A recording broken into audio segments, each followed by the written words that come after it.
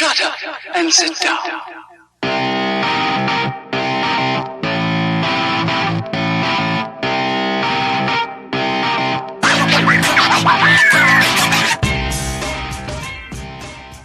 Hey everybody, it's the Takeover Tuesday podcast, and I'm David Allen, and we're having a special guest here today for actually the second time. People don't know this, but I screwed up the first time. Jeremy Estes is on the show. He is a copywriter. He has some very entertaining and wild stories he's going to share with us today. Jeremy, are you there? Yes, sir, I am. Thank you. Awesome. It's good to have you on the show for a second time. I get to speak with you again after I somehow. It'll be even better this time. So let's just jump right into it. Tell us how you got involved in marketing and copywriting, and maybe take us right from the get-go. I know you had some very interesting sort of entrance into this whole world. Yeah. So I'm gonna see if I can spin the story the same way again, just to kind of give the full picture of it. Like I told you, I mean, we're going back a ways too. I think my oldest son is 11, so it was right when he was born. As I was working at this kind of like a boiler room, literally like a boiler room. They had like the walls up, and everybody had like a phone where you were pounding it with, dialing it. Right. Do they have dialers? Did they have dialers? I want to say they eventually did move to dialers, but it was a chop shop, man. I mean, it was a serious thing. They were paying, the commission was ridiculous though. Right. But what they were doing was they were buying the leads from when everybody was, whenever you would start a business, you start getting like all the credit card machine offers. So they were buying those leads, and we were just cold calling the hell out of those people. And so ultimately what they ended up doing was they ended up turning it into like a BizOp kind of program. And which was pretty hardcore. It's like that's a huge jump, right? From credit card machines to BizOp on top of the credit card machine. So it was like the same sale. So I did that for at least it was a year, and which means I was sold hundreds of them. And so I would hear all their objections and then hear all the complaints, and then they moved me back to the fulfillment side because I had a propensity for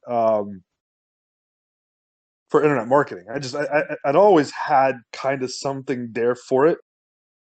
And they wanted to move into like the internet side of things. So I moved on the back end, and I just started hearing about how these people's lives were just like sucking because the money that was coming out from this company. Right. And I was just like, oh shit, this is awful. Like I felt truly awful.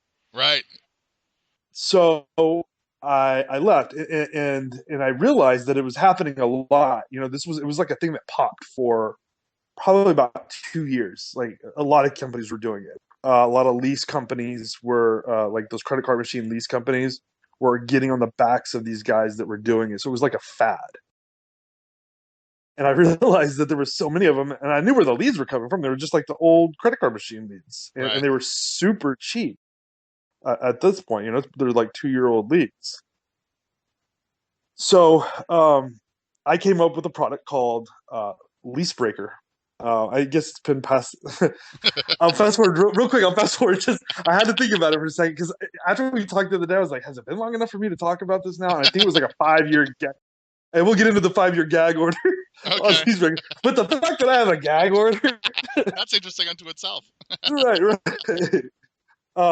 So anyways, so yeah, I created this little ebook that just basically told people how to go through the process of breaking a lease without getting in trouble and getting sued and getting their credit messed up. And I'd never sold anything like that online before. Like a long time ago, I had a website where but kind of way back before internet marketing for me was a thing. But so I knew how to get a website up, but I had no idea how to sell. on anything besides like maybe like an e-commerce. And this wasn't an e-commerce thing; it was just a ebook. And that's when I came across I think it's Dan Kennedy was the one with the ultimate sales letter, and the other one was what was it? It was a Mark Joyner book. Irresistible Offer. Irresistible Offer. That's right. I remember we had talked about it. I just remember like the eyeballs coming, like it was on like a computer. The guy's eyeballs were coming out of his head when he's looking at it Right. on the cover.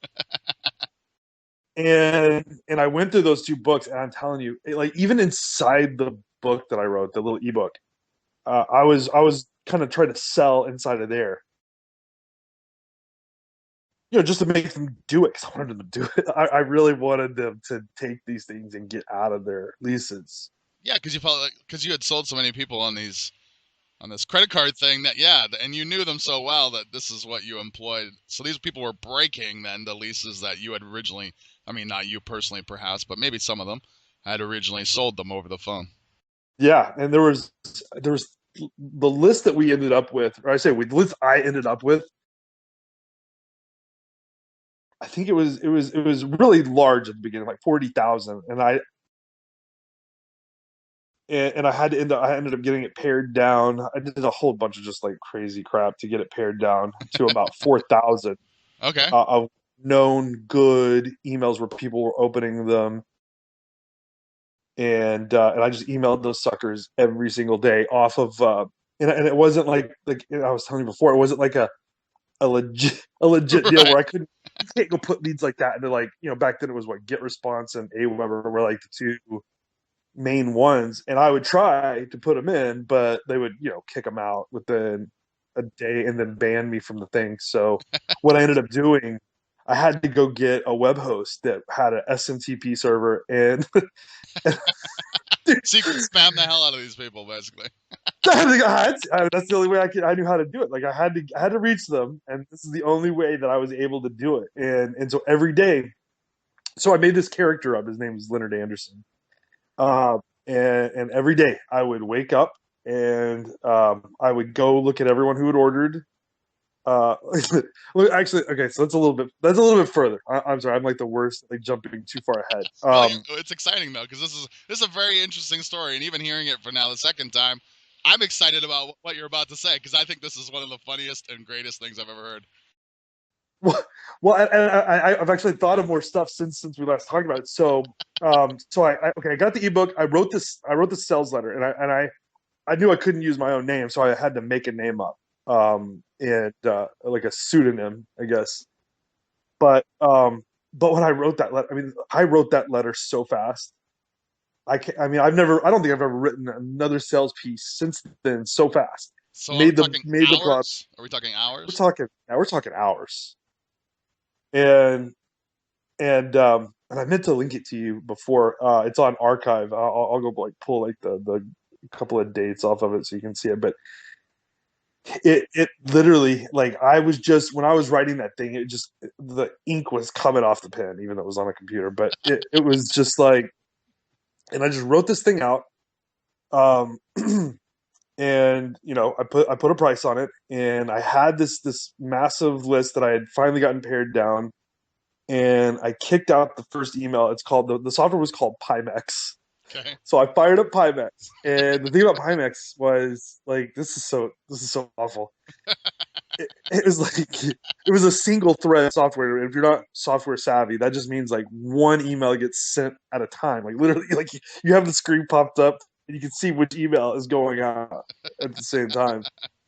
And I'm sitting there watching the emails, and it couldn't have been maybe 5-10 minutes after those emails. The emails were still going, and all of a sudden PayPal was like, ding, $64.95 or $67. I think it was $67. And I was like, holy shit.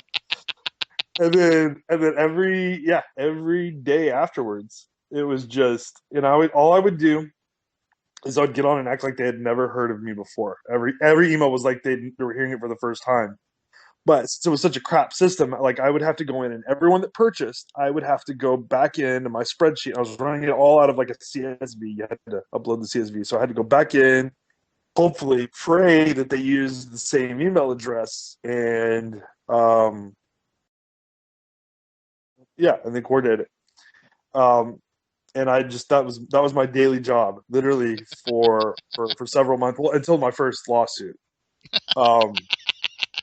which came pretty quick, like within the first couple of months, Right. because I was selling probably a day, anywhere between 20 to 30, I think sometimes even 50 or more a day, and within a year I had sold about, I think probably close to like 85-90% of that final list that I got pared down, which was insane. It sounds a bit like since we've since this is the second time we're talking and trying to get this podcast recorded. What's funny is in the interim too, and I have to give a shout out here to Ryan Stuman of HardcoreCloser.com, because he mentioned a movie called Middlemen, which is about the porn industry, the sort of the start of the porn industry, and the guys who were running the software and putting pictures up online. They had it, according to the movie anyways, they had it linked to a buzzer when the sales went up. So it would ring in their apartment, so it would go like bang every time it was like, $20 or whatever. And then they had multiple rings for different things, which I'm sure everyone else can figure out what those things might be. Now, but for you, so this was just like all of a sudden you're in a bit of a gold mine here. And you might feel like you're taking back some of that perhaps lack of morality from earlier at the boiler room. It felt like that was the whole thing, and especially again because one of the guys came after me pretty hard. So I got sued, like I said, within 2 months, and they came. It was right around Thanksgiving and I'm gonna go like back here. I want to say like 06, 05, something like. I think it was 06. Okay. Just a long time ago. And they came after me, and I thought it was a joke, but it wasn't. Like, I mean, they came real hard and trying to get it shut down and stuff. So I had to go get an attorney and fought it. But what was crazy is that literally them suing me was possibly the best fodder, because then I started putting everything they would do to me, I would put it in a pop-up on the site. Like, you'd hit the site and pop up and be like, hey, this company is trying to sue me, so you better hurry up and get this before they make us take it down. The scarcity was massive. Yeah. It just happened to be the biggest company that was like burning these people. So like most of those guys, it was like a big lease company, and those people were on the list. And so literally, it's just like that's how we paid the defense fund. I mean, and what was even more funny after that is I started putting a chart on the page. You'll see it. I put a chart like how I was spending their money. I put a chart on how I was spending their money. And when I did that, the sales, I mean, I just, what I learned was just like how to make the sales get better and better and better and better and better off of that whole one. Oh my God, that's so funny. Yeah, it was so funny. Like, I just like kept thinking like all the different little things. Like anything time something would happen, I would put it in an email, or I'd put it on a pop-up, or I'd put it in like something on the sales page. And so that was, like I said, that was my first kind of, like, that was the first thing. So it was like this crazy, emotionally charged, like thing that, it was like lightning in a bottle almost, right? I mean, it wasn't like so far spread that I would be able to carry on for forever. Right. In fact, it lasted about a year. Right. It was like the gold rush. Yeah, seriously. And and so after that, and I got sued. I ended up getting sued by 3 different lease companies in 3 different states, and I won them all. Like, they all just finally ended up. The judge was just like, what are you talking about? These people are buying his book. No, they're not. Like, he's not interfering with your. They were suing me on Porsche's contract, like kind of trying to break up their contracts or whatever. But I had so much dirt on all the people. It was ridiculous. From their customers. I mean, their customers were literally like revolting. Yeah, and so The pitchforks were out. the pitchforks were out in full thing. Well, and then what ended up the I think the final nail in the coffin for a lot of the guys to leave me alone and to end up getting bought out was I created what was called the class action bonus. Where This is genius. This is genius. When you see the page, I think you're just gonna be like, how did this idiot come up with this stuff? But yeah, the class action bonus was if X number of people were in the lease company that had burned you, then we would help you file a class action lawsuit against them. And we stuck to that. We went and got a couple of attorneys in Dallas that were big, class action guys, and they went after the companies. And so the final company, the biggest one of all, finally just came and gave us I think it was just like anywhere between 75 and 85,000. I gave most of it away to the attorney. Right. But it was a big chunk. It wasn't quite 6-figure buyout, but it was it was right almost there. And anyways, I felt like I did my job after that. I was like, you won't be doing this to anybody anymore. and I'm pretty sure that thing is over like that. Like I said, I don't know if we're the reason for it or if people just finally got smart, but I don't think that's happening. Right. That's great. I love that story. And we sort of briefly touched on it there, but and I think we went into more depth probably before, but because you had worked on the opposite side to begin with, and you had heard the sort of horror stories that these customers for these credit card leases were telling you, all the problems associated with it and whatnot, you turned that and a fictitious name, Leonard Anderson, you turned that into this sort of, it was you basically, but it was a character using all that knowledge to frame the sales aspect of it. Yeah, well, and I think that's why it was probably why that one out of all my other stuff came out so fast. Like it just poured out because it was so true. Yeah. Yeah, well, it was a year of hearing it, so it was like the voice is in my head. yeah. He was Leonard was in there already. Yeah, Leonard was just waiting to get out. And I remember how we kind of got on that subject because that is pretty much when I consider, I guess my one of my go-to strategies when I'm doing a copy. It's literally to get out of my own head and out of my not trust my gut, but try to get these people that I want to be in a conversation of some sort. And I never, obviously to date, I've never gotten back into somewhere where I've talked to thousands of people for a whole year before I write a sales pitch. So nothing's ever come like that again. But I've had other places that it was a little bit easier of a sell, less stress, less weird technology kind of requirements to help me sell it.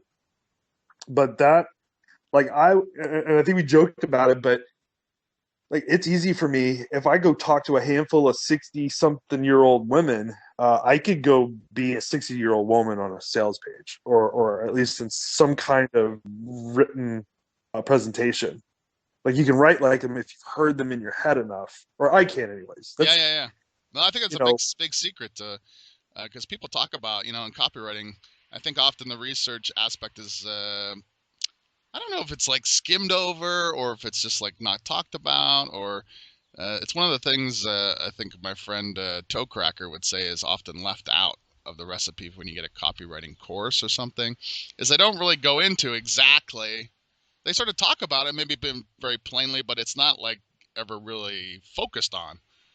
And I think this is the one thing that certainly made that take off and makes any real good promotion that just is a runaway train, is you get that voice, that person that who has all that pain, and those people instantly connect with that person. And if you know all those pain points and stuff and the objections and whatnot, man, it can be so easy for something to take off. Yeah, and like I said, anything I've ever done where I didn't do that, like where I didn't have the prospect in front of me somehow, like just showing how excited or how sad or how painful or how desperate or whatever it was, whatever. If I didn't get that, that's so hard to manufacture, like from nowhere.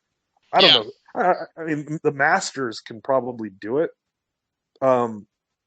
But I wonder if they even can conjure it from scratch either. I mean, they have to have seen it or known it or something, because it's Yeah, no, it knowing is. how to get that feeling. I mean, Well, I guess there probably are smart guys.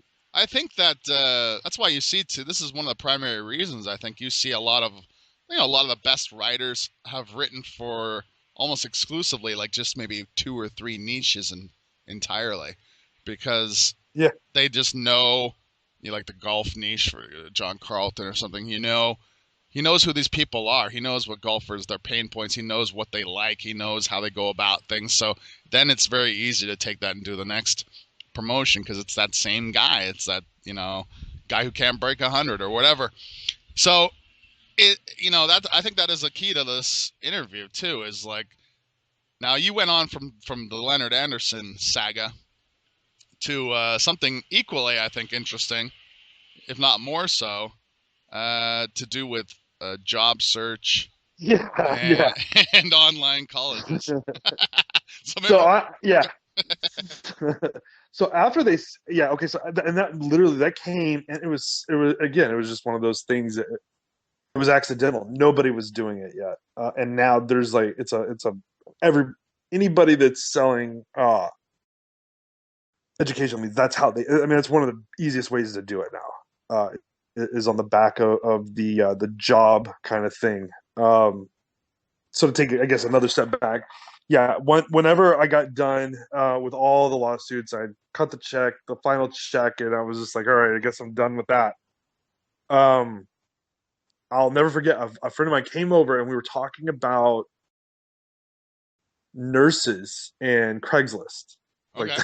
like and I don't know if we got Of into course that you were. the last call, but no, but we were talking about like how interesting would it be if we could reach out to them and get them to like maybe finish their education or get more college, and we sat down. And there was 2 or 3 of us in the room. We had rented out this little tiny room over in a small town, a college town in Texas, and we were just sitting there, and it was we actually had Get Response at this point, so we were legit. It wasn't Pimex was last year. We weren't doing Pimex anymore. So, but they had Get Response like had a little form builder, so you could just like take the name, email address, and resume. So we went and put these things up. Just put your name, email, and resume in, and we'll help you find a job. And then afterwards, we would convince them to go and sign up for college, and like kind of basically make it to where they felt like they had to go, or they're just going to keep getting the same shitty jobs. And like I told you before, that one popped super fast. That was an accident. That was, like I said, I don't even. That was one of those things where, and I think the words we used before was like porno numbers. It was it. It's a lightning strike. Yeah. It was huge and super fast, and so fast, that a lot of these CPA affiliate companies were like, "What are you doing? How are you getting all these leads all of a sudden?" And I didn't want to tell them, so a couple of them cut us off. But we had we got our hands on a few, and we got to the point where it was like, at one point, it got to, I think it was about $100,000 in a month. And for me, that's huge, and that was zero scaling. Literally, like that was typing up ads on Craigslist. Right. Insane. So that it just flew. And how many leads? There was no sophistication. I hadn't started using like Google, or thousands, man, thousands and thousands of them. Just pouring in. They were paying anywhere between $12 and we were doing like easily, 50, 60,000 bucks a month. Wow. And it got to the point, where I screwed it up. I put myself in the way, and I thought, you know what, I'm going to take this thing to the next level and start my own call center, which I knew shit about. So I went in, I got a whole giant office, turned it into one of those like cool, Right. IKEA lighting. I tried to be like, I tried to do a thing. I was like, and I hired a bunch of cool college kids, and I was like, this, I got this. This is gonna be one of those cool companies that's on, a magazine or whatever. Right, right. And we called it Live Grad. Okay. Because we were getting the call. What we were trying to do is get the people that were looking for the college and sending them straight to the admissions people or whoever it was that would be selling those leads. So I invested in all that, and we did big. Like I said, that first month we did it was a little over $100,000. And then another kind of couple of big months like that, and then from there I wasn't doing the hustling part, of going out and getting the business and new people to sell to, and so I just being dumb and not knowing what the hell I was doing, and taking every employee to Vegas and shit like that. It was just pure stupidity. I crashed that one to the ground, and other companies, like I said, now anybody who sells leads has some sort of job path in their program if they're making real money. I mean, and it's so far advanced. Like I actually tried to get back into it a couple of years ago with a friend that had been doing it, and they're so advanced now. I looked at it, I was like, are you kidding me? There's so much fucking technology here, It's like, so to do it now, there's kind of a barrier. So now, how? So that was crazy. That was yet another roller coaster ride. And how many years did that sort of encompass? I want to say like over a year. So I want to say maybe a year and a half, close to two. And probably, I think on the last fumes of that last year or second year, where, a couple of people that felt like they owed me something just kept buying the leads. I see. I tried pivoting a couple of times and just was just like, fuck, I fucked this up.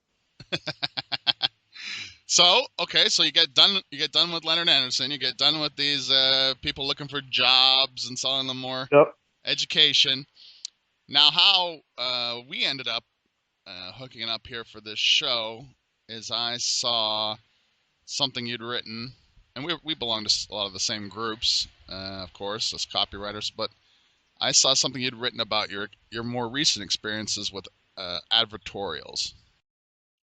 Now, you sort of delved into doing some of your own trial and error experiments, and you found out, of course, I sort of know what has happened now because this isn't the first time we're recording, but you found out something very interesting that you shared, which I think is just awesome. So maybe, what happened? Maybe let's start with what happened after the fuming out of the CPA offers, and sort of from there till now, what was sort of the Cole's notes, if you will?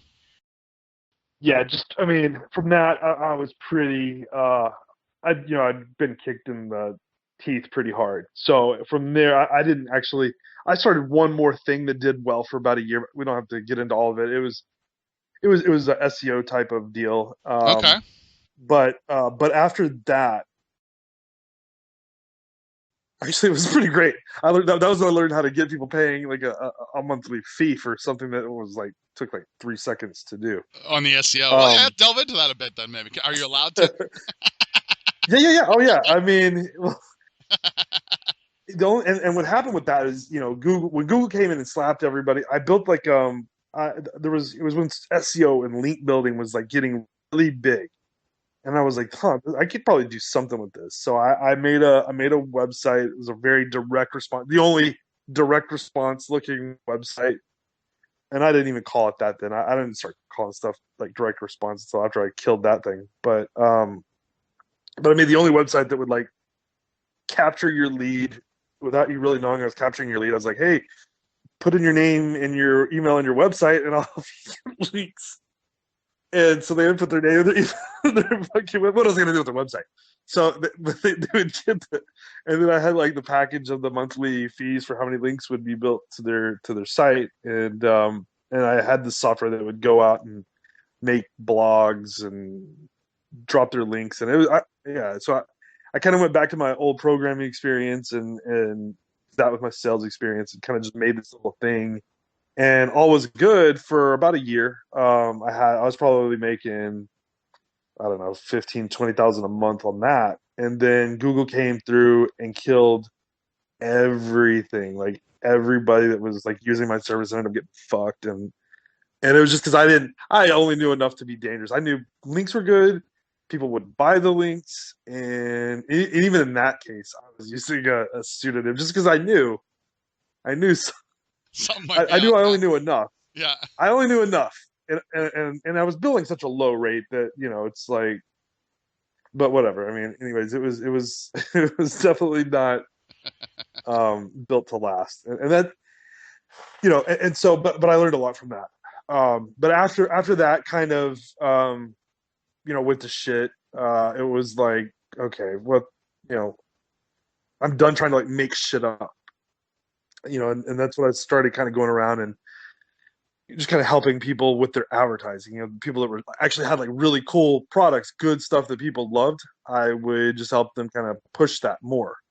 But the problem is, and that I still hadn't figured out, is how to make it to where they have to keep paying you. Because, when you make something that's like badass and they have it, then you're just kind of like, oh, shit, I guess I got to go do it again for Right. somebody else. Right. So I did that for a couple of years, just kind of, building out, whatever their offer was. I would build the page before it. And I never called it the advertorial until probably maybe like less than a year. It hasn't even been a full year since I've been calling it advertorials. It's probably been maybe, 6-8 months. Okay.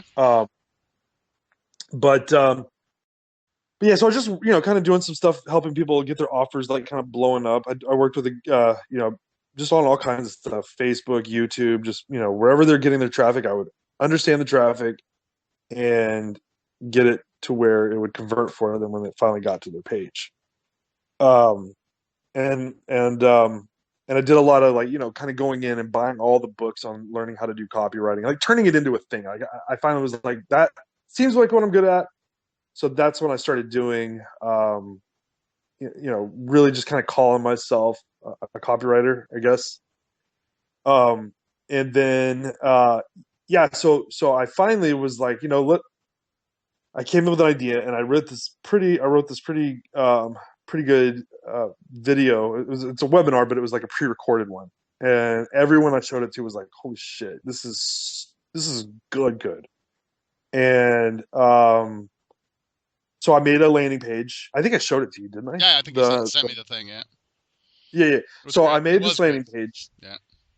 I made this landing page. It was just like an opt-in. It was like I think it was leadpages.com is where I first got it. The art for it, and then passed it over to these other guys. But so it was clean. It said all the right things. Do this, benefit this, all your little pain points that I knew of, and it just bombed ass. Like I was like, holy crap, this sucks. Like I was paying like $8 for every person who would fill out the lead to watch the thing. I was like, there's no way, I can't afford this. And everybody that, like, I went to all these people that were selling, like, it was kind of a high ticket. I mean, it's a high ticket item. It's $2,000. I guess that's higher than $7, right? Yeah. Or 97, yeah. Or 67 or 87, right? I mean, it's $2,000. Yeah. So everybody that's in that kind of high ticket range was like, you're going to be paying $5 to $10 a lead. You just got to convert them. And I was like, fuck. I was like, I don't know about y'all, but that's fucking shit. And I was going like super targeted too. Like I was like, okay, well, I'm not even being so I so I was like, well, what can I do? And it came to, just was one of those things that just kind of popped. It was like, well, dude, haven't you been doing this for other people that have the offer that works? The people will buy, but they want it for cheaper. And then where I usually kick in is when I start doing that middle page, or advertorial, if you want to call it that, but whatever it's called, that middle piece. It's one extra that kind of step. Yeah. Yeah, and it basically takes somebody from not thinking about you to thinking about you, and so yeah, I on that offer, I put together the rest of the story that was off of the Facebook ad, and it just kind of completed the story. Oh, I also figured out you could do longer ads on Facebook through the Power Editor. Like, it doesn't have to be like that two sentences on the manager. You can actually go in the Power Editor and do like a whole, a long pitch. So I told, had it looking, had the story, started telling the story. It was still not enough room to tell the whole thing. And who wants to read all that on Facebook anyways? So they would click off of that. It was literally just a picture of me off of that story. And it took them to that page. And once I put that page up, it was the exact same people, the exact same everything. And the only thing different was now they finished off the story before I told them to put their name and email address in. And I dropped the lead cost for that to 80 cents. And it was all, again, this wasn't like retargeting or any of that technology stuff. It was all that one visit. So it was like boom, boom, boom. They would go through the video, like 80% of the people were going all the way through. And then if I made it easier for them to get on the phone with me after, I probably would have had more people. But I made it real hard. Like, I was like, I only want you if you have X number of dollars, blah blah blah blah blah. Like, basically trying to scare them on the back end. Big hoops. Yeah. Yeah. Yeah. So, but yeah, no. I mean, then all of a sudden, it was like, holy crap! Now I've got. I did the same thing I've been doing for everyone else. I did it for myself, and it really works just as good for me. Probably even a little bit better because, like I said, I knew the people, I knew what their problem was, Right. and I was able to, the voice was already in my head, so I was able to spit it out. And the only Excellent. problem was, I didn't set the website up right, so Facebook canned the account, the advertising account. So I had to go set all that, so back it up again. But Right. No, so I think that's a good segue there, because one of the other things we talked about before and happened sort of right after this advertorial post was you've done some work for a company in St. Louis. Maybe you want to talk about that with some just jump into that, because I think that's a good. This whole interview, I think, it really highlights the fact that, like, how do you get this voice? How powerful this voice is once you know who these people are that are attempting to buy. And this is really the whole game. If you get this voice right, you get the offer right. The rest of it is a pittance compared to it.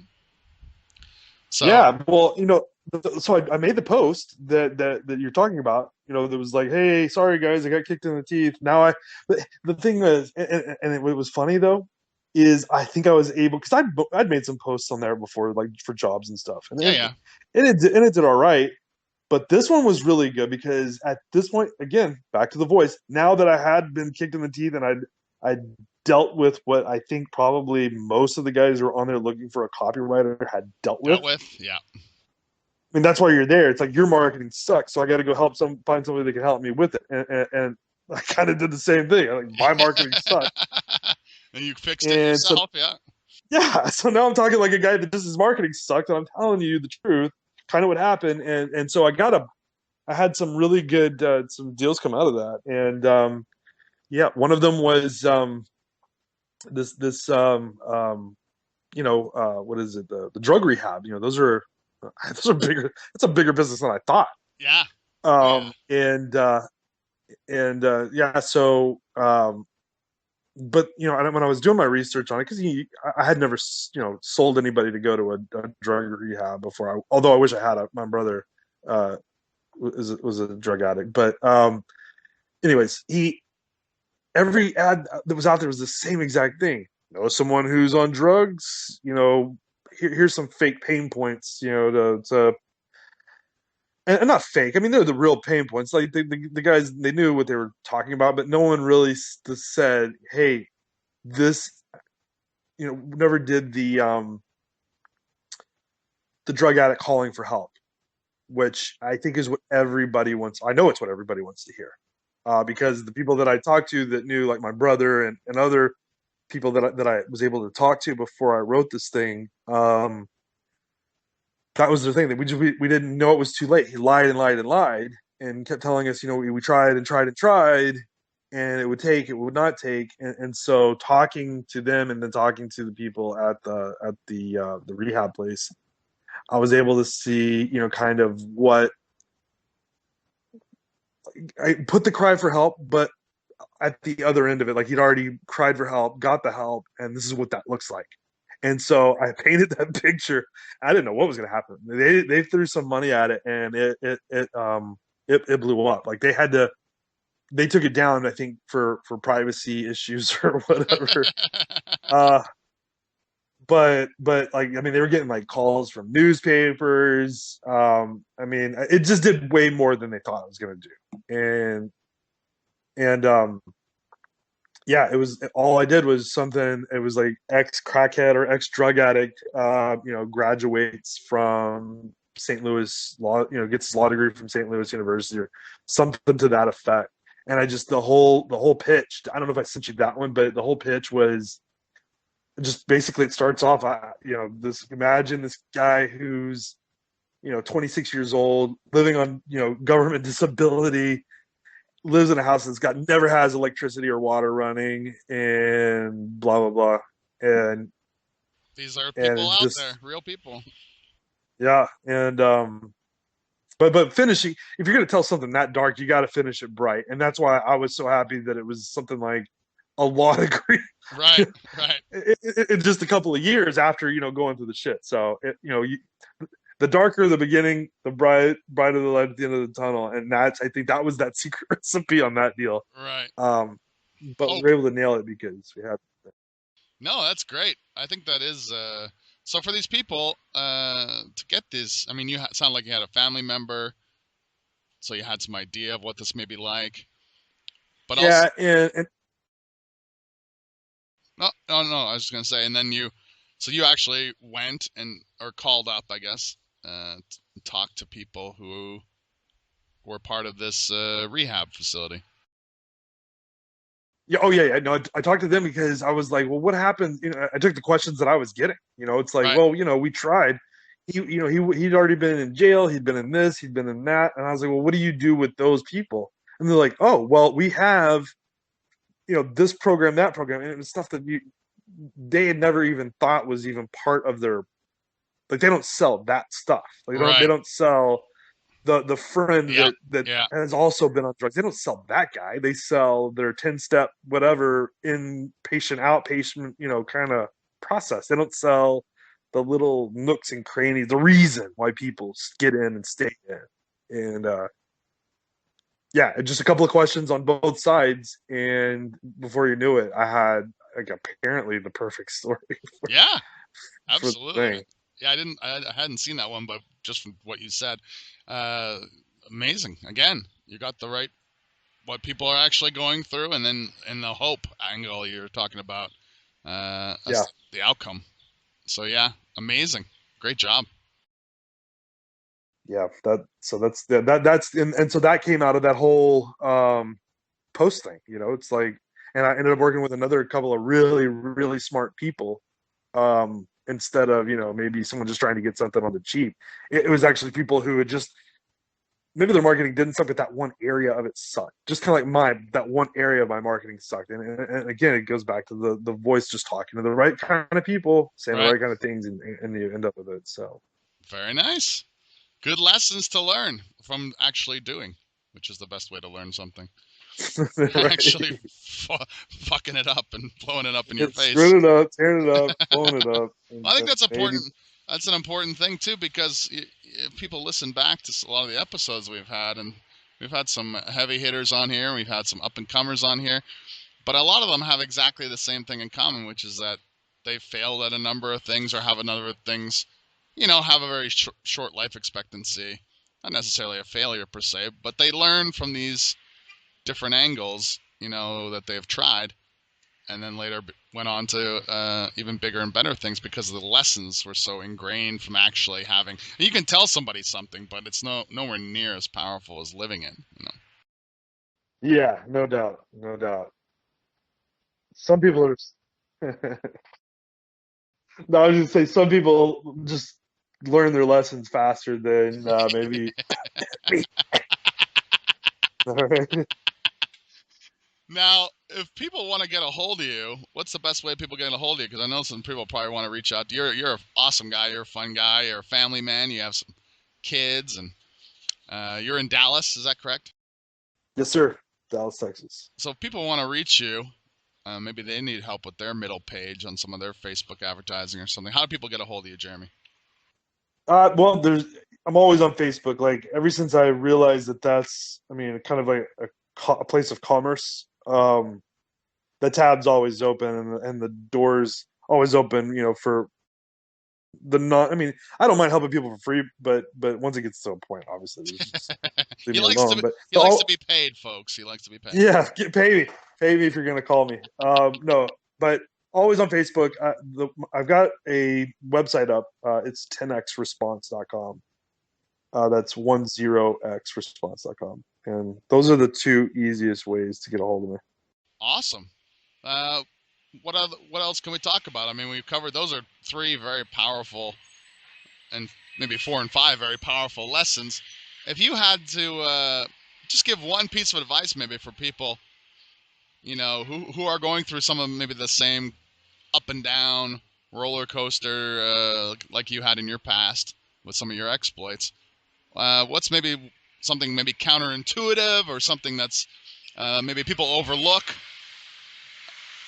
that you could offer? So I don't know if you would want to take advice from me on what to do with the up and downs. I mean, but what I would say is, when it comes to the pitch, like this, like getting people to buy stuff, if that's where the struggle's at, before you feel like you have to go and outsource it and get a copywriter or pay somebody to make your middle page, I guess. I mean, 'cause I know it's kind of talking myself out of a job, but sometimes it seems like they just didn't know. Really, it is ask as many people who are involved with your sale what the hell's going on, like your prospects, maybe your vendors. Ask anybody who has a hand in the process what's missing from, what's the biggest problem. That I think that's one thing that I learned over the last year is just asking more, surveying more. And that was from that book that Ryan Levesque put out. It was like I think it was free actually. It was one of those like free for your email address or something. But it turns out to probably be the best free thing I've ever gotten in my life. It's called Ask, Yep. and it's the same thing that I'd already been doing, but it's a scientific. The guy's like way genius level. So it was like a scientific way of asking, and I just tell people all the time: ask, and then once you've asked, if you can get them on the phone, go to their house, go to their business, hear the words so that you can spit it back out on paper. And only then, if you still can't figure it out, then get someone to do your marketing for you. But that's what I would tell anybody, is just ask and get the information that you can use. That is great advice. A great book for those people who didn't pick up on. It's called Ask by Ryan Levesque. Used to be free back when I'm sure both of us got it by the sounds of it. You can get it on Amazon and stuff. It is a great book. It's highly recommended by many, many copywriters that I know personally and who have been on this show. It's come up a few times, I'm pretty sure. And that is a great piece of advice. I mean, this surveying and asking questions, a series of questions, digging deeper into these pain points and what exactly people want before you even go into thinking about doing the copy and so forth is so crucial. Yeah. Awesome, dude. Well, I'm really glad we had you on. You, again, We got this done this time. Looks like this has recorded, thank God. Awesome. It's funny. I would also like to give a shout out to a guy named Jack Wilson, who I met yesterday in Nashville. He may be listening to this podcast eventually when it comes out. Jack, if you're listening, Jack? Yeah, get the idea I gave you, run with it, brother, because I won't mention it on the air and create competition for you, but he has a real interesting thing he's trying to do, and I think he'll hit a home run with it. And some of the stuff we've talked about today will really could help him immensely. And I just want to say thank you, Jeremy, for coming on the show yet again, a second time, to get this Thanks for having me. to work. We also like to thank Ben Sound at bensound.com for the intro and outro music we use every week on the show. If you got projects that need a little bit of music, jump over to bensound.com. He's got free, royalty-free music, which is just kick-ass, all different genres. Go over there and check them out. And we will be back next week again with more exciting guests. We got some real crazy people coming up. So you'll want to stay tuned because they got a lot of great life experience and marketing, copywriting, business insights to give you. Until then, later, everybody.